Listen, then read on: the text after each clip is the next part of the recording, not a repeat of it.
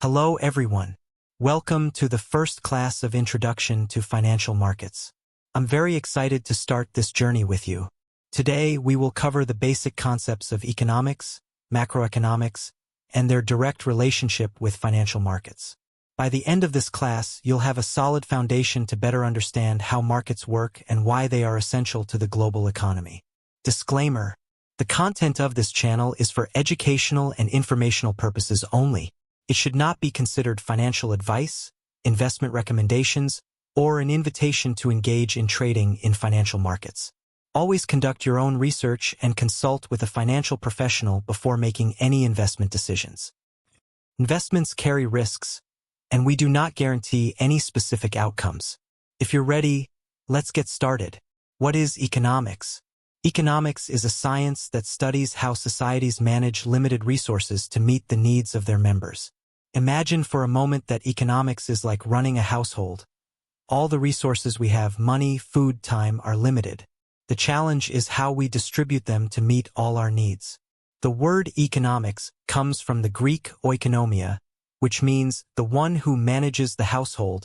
So, at its core, economics is about how we manage those resources in a broader setting, as we would in a family but at the level of societies and countries.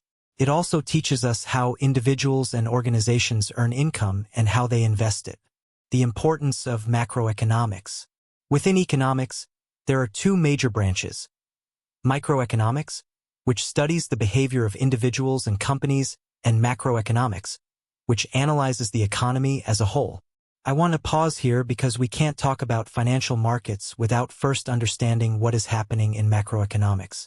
Macroeconomics is responsible for studying phenomena such as economic growth, inflation, unemployment, and a country's monetary and fiscal policies.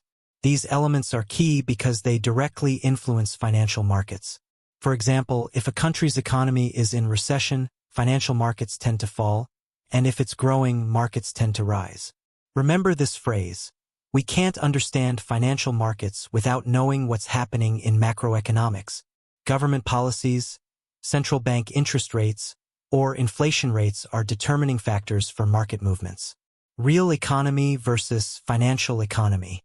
Now, it's important to understand the difference between the real economy and the financial economy. The real economy is related to the production of goods and services, meaning what happens in the physical world. On the other hand, the financial economy refers to markets where financial assets such as stocks, bonds, and derivatives are bought and sold. Although both types of economies are connected, the financial economy reflects what happens in the real economy through financial instruments. In other words, the stocks and bonds traded in financial markets represent companies and governments that operate in the real economy. Real assets versus financial assets. In financial markets, it's also crucial to understand the difference between real assets and financial assets. Real assets are tangible goods, such as real estate, machinery, or products. These assets have value only for those who own them.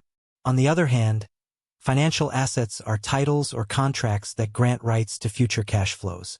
A clear example is money, which is a financial asset. For the holder, it's an asset, but for the country that issues it, it's a liability. This phenomenon is known as country bias, as the value of the currency is influenced by the economic stability of that country. What is a financial market? A financial market is a space where financial instruments, such as money, stocks, bonds, and derivatives, are exchanged. There are several types of financial markets, and some of the most important are: credit market, where loans and financing are traded; stock market, where company shares are bought and sold; foreign exchange market, forex, where currencies from different countries are exchanged; derivatives market, where contracts on the future price of an asset are traded; over-the-counter, OTC markets; decentralized markets, where there is no physical trading location. These markets are vital because they facilitate the flow of money and capital, allowing companies and governments to obtain financing for their activities. Profitability, risk, and liquidity. When we talk about investments in financial markets, there are three key elements we must always consider: profitability, risk, and liquidity. Profitability. This is the return we expect to get from an investment. It can come from the appreciation of the asset's value or from income such as dividends or coupons. Risk. This refers to the uncertainty of whether or not we will achieve the expected profitability. The higher the risk, the higher the expected return should be. Liquidity. This is the ease with which we can convert an asset into cash without losing much value in the process. Remember, the higher the volatility, the higher the risk, but also the higher the expected return. This is key in the world of investments. Volatility. Volatility measures the variability of an asset's price over time. The greater the volatility, the higher the risk associated with that asset. There are several types of volatility that are important to know. Historical volatility, based on past data and shows how an asset's price has fluctuated over time. Implied volatility. This is the market's expectation of the future volatility of an asset. Future volatility. It cannot be predicted with certainty, but markets often make inferences about how an asset's price will move in the future. Stock market, shares and dividends. The stock market is an organized market where various types of financial assets are traded, bought, and sold. It is the place where companies and governments can raise funds by issuing stocks, bonds, or other instruments, while investors can buy these assets with the goal of making profits. The most well-known stock exchanges are the New York Stock Exchange, NYSE, the London Stock Exchange, and the Tokyo Stock Exchange, among others. Stocks. Equities.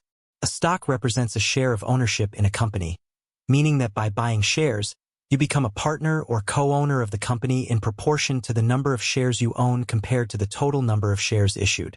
Stocks belong to the group of equity instruments because their returns are not guaranteed and depend on the company's performance. The stock price can rise or fall, and dividends are not guaranteed. Dividends. Dividends are a portion of the profits that the company decides to distribute among its shareholders. It is a way to reward investors for placing their trust and capital in the company. The amount of the dividend is decided by the company's board of directors and can vary each year, or it may not be distributed at all if the company decides to reinvest all its profits. Why invest in the stock market? The primary goal of investing in the stock market is to earn profits. The most common ways to do so are through dividends and capital gains. Dividends. As mentioned before, these are the profits that a company distributes to its shareholders. Some companies pay dividends regularly, while others may reinvest their earnings into the business, which can increase the stock's value in the long term. Capital gains. This is the difference between the price at which you buy a stock and the price at which you sell it. If the selling price is higher than the purchase price, you make a capital gain, profit. If it's lower, it's called a capital loss. In addition to making money, some investors buy shares to gain influence or control in a company's decision-making, especially if they acquire a significant amount of shares that allows them to influence the company's direction. Why do companies finance themselves through the stock market? For a company, going public and issuing shares is a way to raise capital without needing to take on debt. This form of financing is considered equity capital as opposed to bank loans, which are considered debt and must be repaid with interest. When a company issues shares, it is selling part of its ownership to investors. This can be positive because the funds raised can be used to expand the business or improve competitiveness. However, a potential downside is that the original shareholders may lose some control over the company if the proportion of shares issued is significant. This phenomenon is called capital dilution. Retail market and types of investors. A retail investor is an individual who invests on their own, as opposed to institutional investors, such as pension funds or insurance companies, which manage large sums of money. Equities, stocks. This market is more accessible to retail investors because they can buy stocks more easily through investment platforms and stockbrokers. Fixed income, bonds. Traditionally, this market has been more used by institutional investors. However, fixed income is an excellent alternative for retail investors looking for stability in their investments. Bonds offer regular interest payments and generally carry less risk than stocks. Fixed income versus equities. Fixed income. Fixed income includes instruments such as bonds, which are essentially loans that investors give to companies or governments. In exchange for lending that money, the investor receives periodic interest payments and the repayment of the principal at the end of the agreed term. In this type of investment, The payment conditions are predetermined, hence the term fixed. Bonds are an attractive option for those seeking security, as they provide a steady income and are less risky than stocks. Equities. In contrast, equities offer no payment guarantees. When you buy a stock, there is no promise of receiving dividends, and the stock price can fluctuate depending on the company's performance and market conditions. While it carries more risk, equities also have a much higher potential for long-term returns, especially if the company grows and increases in value. How to invest in the stock market. To invest in the stock market, knowledge and discipline are fundamental. While money is needed to start, knowledge is the most important factor. A common saying in the financial world is, entering with money and no knowledge will leave you with no money. Before starting to invest, it's important to ask yourself key questions. What is my investment goal? What do I expect to gain from my investment? Do I understand the risks associated with stock market investing? How will I react if things don't go as expected and I lose money? Am I able to control my emotions and make rational decisions?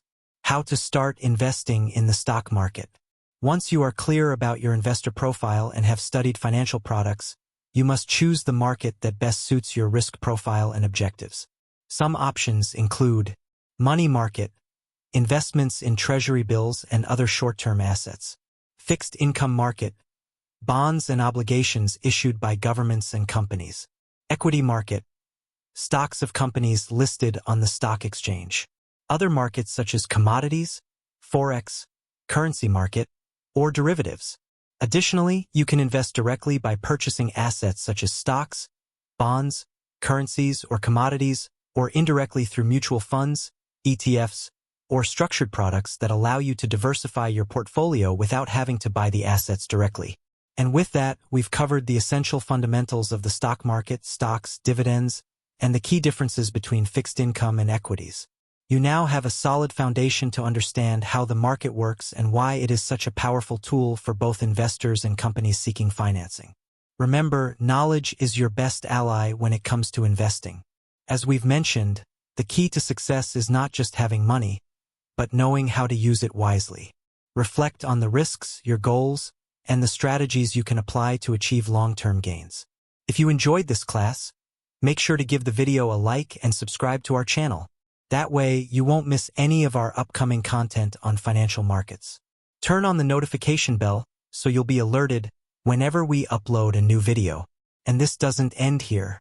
We'll continue with our Introduction to Financial Markets course, diving deeper into topics such as technical analysis, the different types of investments, and how to start building your own portfolio. So stay tuned, and we'll see you in the next class.